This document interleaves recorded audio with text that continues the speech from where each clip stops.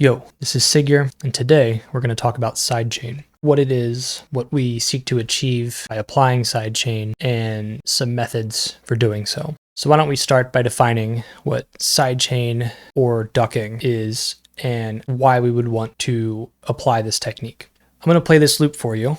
It's going to come in a little hot, so if you have headphones on or you're listening on monitors, just be mindful of your gain knob. But right now I'm going to leave all of our side chaining control off, and this should come through pretty busy, pretty dirty. So let's take a listen.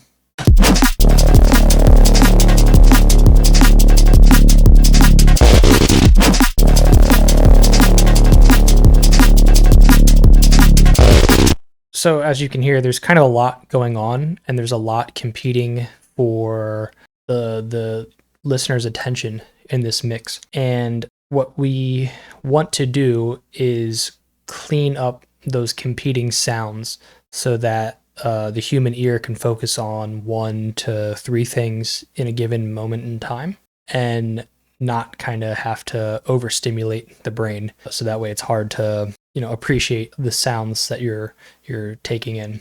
With sidechaining, what we aim to achieve is solving the problem of having a minimum of 2 signals competing simultaneously in our mix for prominence. So when we talk about sidechaining, which is also commonly referred to as ducking, the term ducking refers to ducking the signal of a waveform to another waveform. So if I have a waveform here at this volume and a waveform here that should be about the same volume, what we're doing is we're pulling one down when this sound is happening, and we're quickly turning the knob back up. Of course, we want to do this in a way where you don't really hear anything happening, but it cleans the mix up. Sometimes you can have a more prominent delayed or lazy sidechain, and that can create like a pumping effect, something you might hear in house or techno or trance or like these 4 to the floor genres. But typically with the more broken beat subgenres of electronic music like drum and bass, or maybe even dubstep or just breaks in general, we want a cleaner, more concise,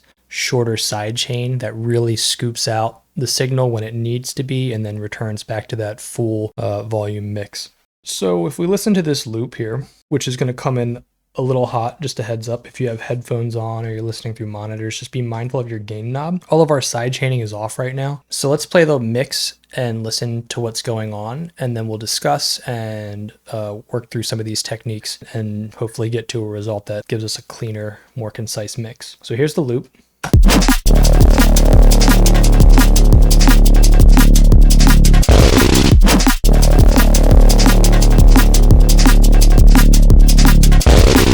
So I intentionally tried to use sounds that are a lot more unclean or a bit harder to manage. There's a lot of noise, kind of intentional interference. And I want to show you that you can apply these techniques, and they, in theory, work on all sounds. It's just how you apply the technique. So we're using fairly dirty signals to work with. So if we listen to just our basses, and something else we're going to be doing here is, I should note, we're mainly just going to use sidechain on our bass group to make it work with our drums. Ideally, our kick and our snare, really, because the kick and the snare are the main elements, at least when we're working on something like drum and bass. So you can use sidechain in a multitude of ways on endless sounds, like pads or sidechaining a hi-hat to a snare. I really just want to show you the technique and a couple applications of the technique, but I mean, I use this on most of my projects across most tracks. So let's listen to just our soloed bass group.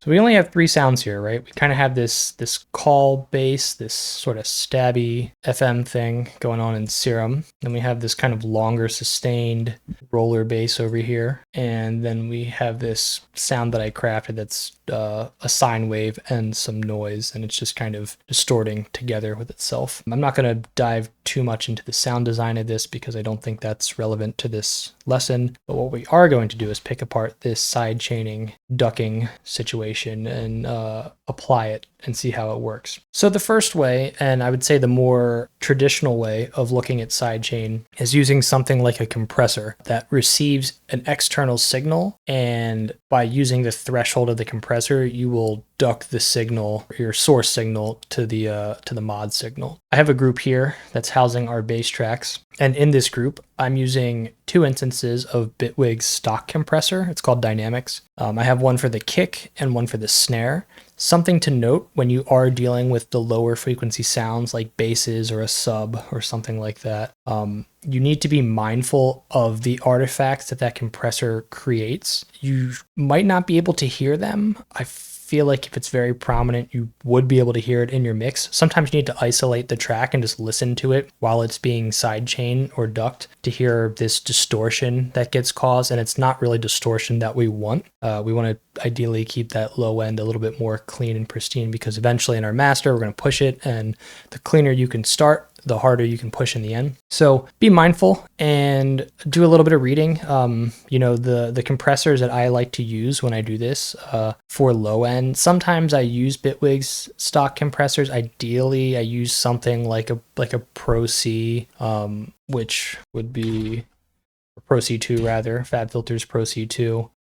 Maybe I'll do a separate video about sidechaining with Pro C2, but I feel like a lot of videos out here on how to use Pro C2 as a compressor and as a sidechain compressor. So you can look those up, or I'll link something.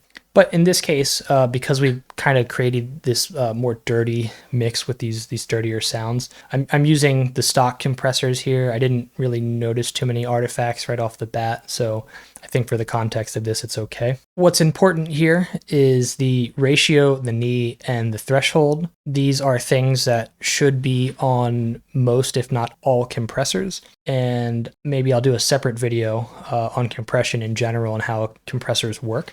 But what you need to know is that typically we don't want any kind of knee on our signal because we want the signal to kind of react as intensely as possible. Really what we're looking for here is the ratio and the threshold, which the ratio is kind of the amount of compression that's applied, and the threshold is deciding when the compression starts.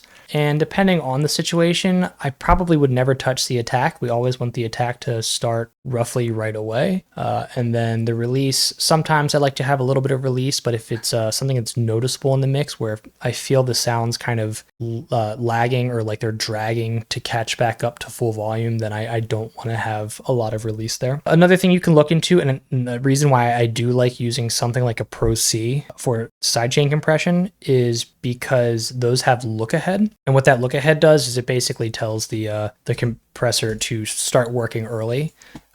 Because when we get into programming and code, nothing works at the moment 0 seconds and 0 minutes. It's like 0.1 seconds or even 0.01 milliseconds or something, and that can cause a pop. That pop will end up hurting you in the long run in your mix, so we want to try to minimize that too. A good example of this for the FL users out there, when you create your automation clips, if we, let's say this is something that we would want to sidechain, and you have your volume automation clip here, instead of just having your clip look like this, where it's just a ramp up on your gain, you would just barely shift it before the signal starts to avoid that pop.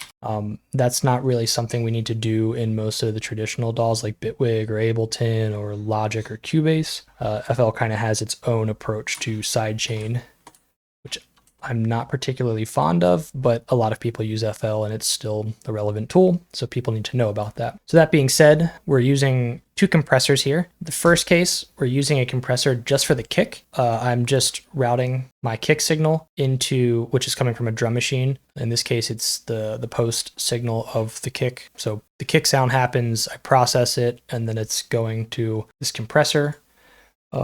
And you can see there will be a dip when that dip is hitting, or when that signal dips, the kick drum is being played on the track. So if we listen here, right there, those two dips, that's the kick would actually be happening right there. And I just have a little bit of release here, just because I wanted to carve out more space for that kick. The threshold I have down at negative 19 dB. You can kind of listen to this, and it's sort of up to, like, trust your ears in this scenario. Look at your meters too, but really I say trust your ears, because it just depends on how long you want the sound to be gone for and how long it takes to return to full volume for that sound. And in this case of the ratio, the reason why I say the ratio is very important is because I don't believe there's a magic number or a magic ratio like 4:1 or something like that for sidechaining, but ideally you would like to have something at an infinite ratio or something more like a limiter, which basically just means that the compressor is working as precisely as it can. So it's a very intense, abrupt cut in the signal. We don't want the signal to kind of lag and drift from quiet to loud. We want it to be quiet when it needs to be quiet and loud when it needs to be loud. So let's take a listen with just the kick compressor on.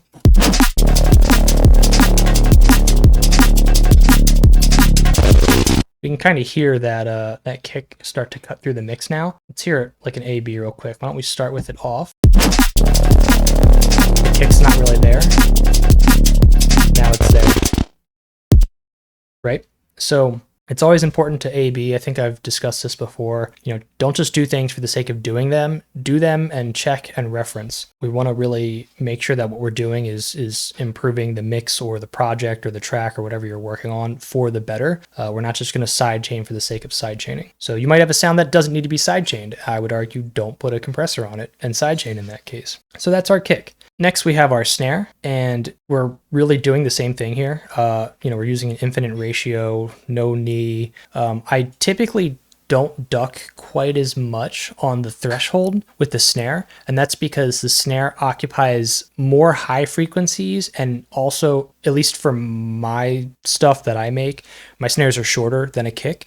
You might do something where you have like this long, boomy, giant snare, and you would probably adjust for that. But our ears hear higher frequencies a lot easier than we do lower frequencies. And to a point, you don't even hear low frequencies, you feel them. So really what we're trying to do here is carve enough space out for our kick, which is a lower frequency, which requires a more intense and longer sidechain, versus our snare, which is going to more or less sit in a higher frequency space. And in that case, we don't really need to carve out as much of the bass as we do for the kick. So don't take everything away from it just to take everything away from it. Take away what you need to and then keep moving, because ultimately we want to slam all this into a limiter or a clipper or whatever you do in your mastering chain to get the full loudness experience. So now if we listen with both of our kick and snare side chains set up,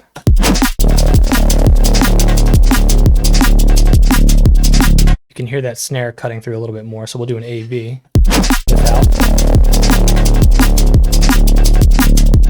It's letting more of that snare fundamental and some of that snare mid-range through, which is good. It's more that punch in your chest, that thump from your drum percussion, from your drum fundamentals, which is good because it'll help us get a cleaner mix. So that's sidechain compression, really. You can pay attention to your gain levels after that. I think at this point we're actually just running at -6. It looks like maybe. It's not bad, yeah, -6 dB. That's kind of where I like to mix to for headroom anyways. Sometimes you get artifacts or gain boosts from sidechaining or just sidechain compression or sidechaining in general. So you would probably want to control this signal after your sidechaining as well with another compressor or a clipper or something, just really subtly clearing out some inaudible peaks, but that's a different lesson. So that's our sidechain compression. Something I want to talk about here that's a more modern technique is sidechaining and ducking via LFOs, and some of those tools could be anything from like curves or segments, which is Bitwig's native LFO and envelope tools. I want to say Ableton's is just called LFO. I don't believe FL has an equivalent, but I guess the closest thing for them would be an automation clip mapped to like a gain knob or something, which it really is the same thing more or less. One that I don't currently have, but I have heard really good things about, and sources that I trust that have recommended this is Shaper Box, I believe it's called, by Cable Guys, and that's similar to just an LFO tool like this, but I think that particular plugin is designed for sidechaining.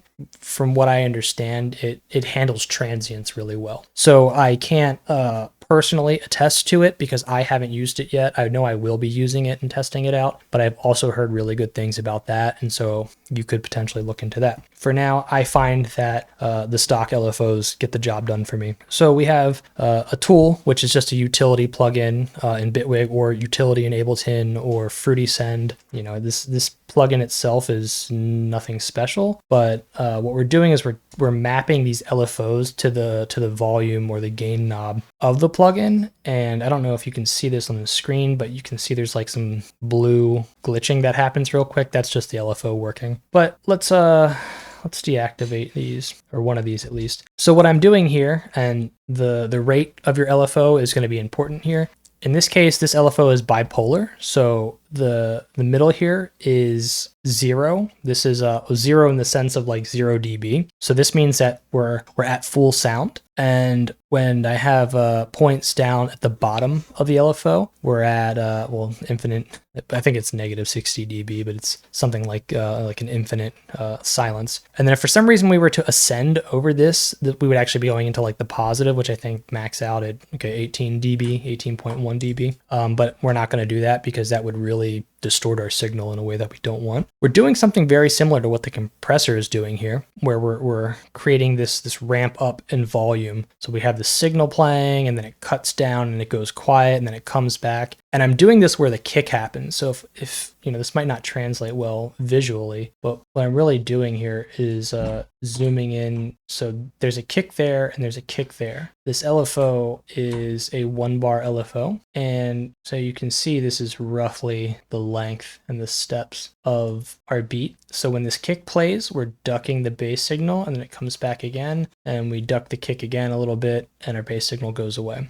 And all I'm doing here is I have it mapped to the volume knob in this case, but like the gain of the signal. And then I have a second one that's doing something very similar for the snare, but it's just doing this at a little bit of a faster, well, the rate's the same because this is all just for a bar, but the effect of the duck is a lot faster and therefore more subtle. So why don't we take a listen with both of these on.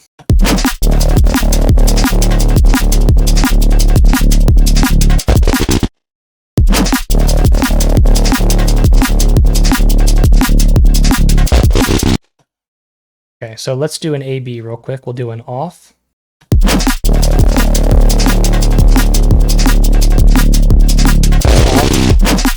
There's on.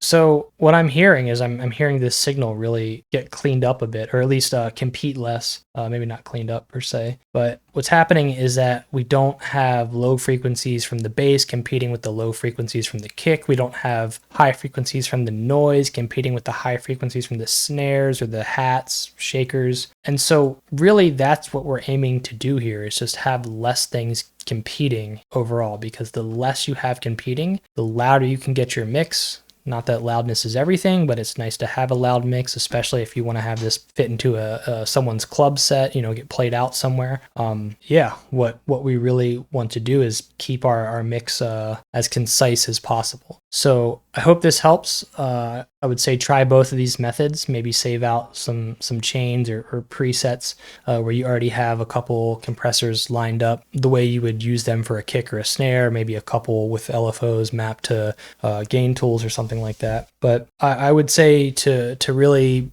get good at music production, you're going to have to know some form of sidechaining or ducking. It's kind of not really, it's unavoidable at this point. And yeah, you know, I would say experiment with both. There's not really a right or wrong approach. I feel like in 2025, it seems more like an LFO is a bit more effective right now, but don't deny sidechain compression either, because that can get the job done too. Yeah, good luck in your productions, and I hope this helps. Try both of these methods in your mixes or on your tunes, and ideally one of them should help you. Yeah, feel free to leave questions in the comments, or if there's another bit of information that you're interested in or something you'd like me to go more in depth into, just let me know. I hope you have a good day.